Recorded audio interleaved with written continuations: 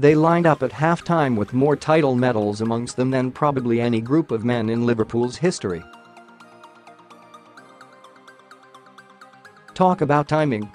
Just when Jurgen Klopp's modern-day stars most needed inspiration and a reminder that you have to dig deep to win the most prized trophy in English football, the heroes of Liverpool's glorious past took their place in the centre circle at halftime.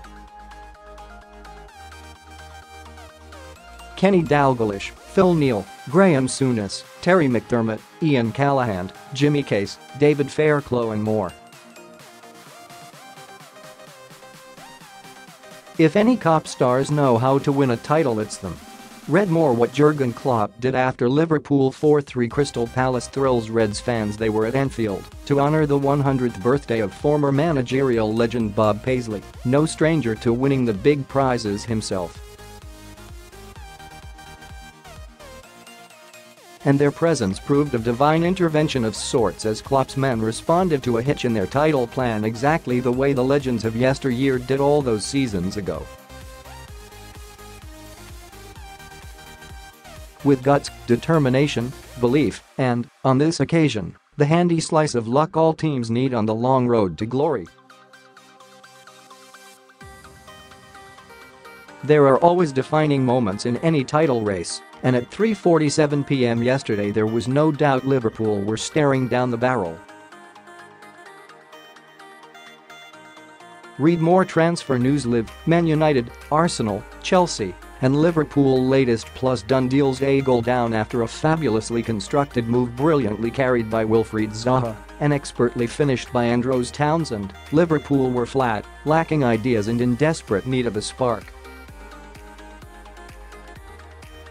But in a wild second half full of high-tempo drama, Liverpool came out on top thanks to 2 goals from Egyptian machine Mo Salah and others from Roberto, Frimino and Sadio. Liverpool fans trooped out into the bitterly cold Merseyside night, warmed by a heartening show of intent by Klopp stars. Read More Mohamed Salah reveals halftime belief that inspired Liverpool's Crystal Palace fight back. Yes, Liverpool are sitting pretty 7 points clear of nearest rivals Manchester City, but this roller coaster match served to drive home the message that no one is going to hand this title to Klopp and his men. They'll have to fight on all fronts: the opposition, their own demons, 29 years of hurt and the increasing expectation of their fans. On this evidence against a Crystal Palace team full of defensive doggedness and attacking threat on the break, they have enough weapons to end the long wait for a first Premier League crown. Unusually, Liverpool were sloppy in defense and lacked snap and vision in a midfield in which Naby Keita struggled and Fabinho failed to impress. They say the sure sign of title winners is winning when you don't play well, and Liverpool proved the point against Palace.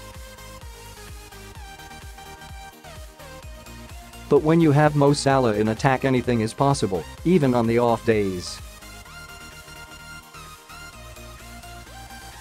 It's hard to think of fresh superlatives for Salah, who is back to his best and making the decisive contributions just when Liverpool need him most. Salah's 40th minute dive won't endear him to those outside Anfield, but experts reckon it wasn't enough to earn a retrospective look by the FA. What is worth a second look is the deft touch to steer home Liverpool's equaliser moments after half-time, when he superbly controlled a ball that looped skywards off James McArthur after Virgil van Dijk's shot.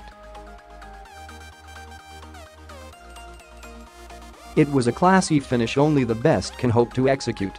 If title teams need guts, they need luck too, and Liverpool's second slice came as Frimino fired Liverpool in front with a clear deflection off Chiku Kouyaté. Still, Palace refused to lie down, and James Tompkins made it 2-2 with a free header from a Milivojevic corner after 65 minutes. Having won 3-2 at Manchester City in December, Palace have balls as well as skill. And although Salah put Liverpool back in front from point-blank range after a horrendous error by 39-year-old third-choice keeper Julian Speroni, Palace kept pushing. Even after Maine made it 4-2 with Palace claiming a handball by Andy Robertson in the build-up, Palace weren't finished and sub Max Meyer calmly added a third.